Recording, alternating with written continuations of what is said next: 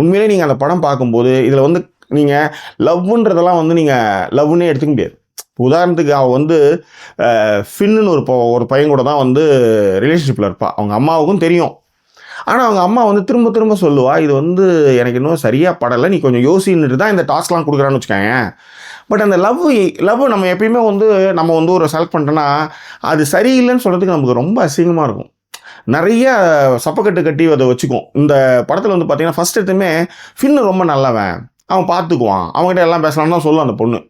ஆனால் அவங்க அம்மா அந்த சொன்ன அந்த ரூலெல்லாம் வந்து எக்ஸிக்யூட் பண்ணி பார்க்கும்போது அது எவ்வளோ பெரிய ரொம்ப கொடுமையான, எவ்வளோ கேவலமாக நம்ம ஒரு முடிவு எடுத்துருக்கோன்றது அந்த பொண்ணுக்கு அப்புறமேட்டா தெரியும். அதன் பிறகு வந்து அந்த பொண்ணு வாழ்க்கையில் 3 பேர் இருப்பான்.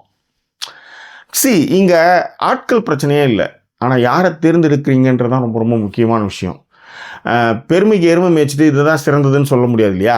அதுதான் அவங்க அம்மா வந்து ஹிண்ட் கொடுத்துருப்பாங்க. அது கடைசியில் வாழ்க்கையில் அது கரெக்டாக பொருத்தி பார்க்கும்போது ரொம்ப நல்லாவே இருக்கும்.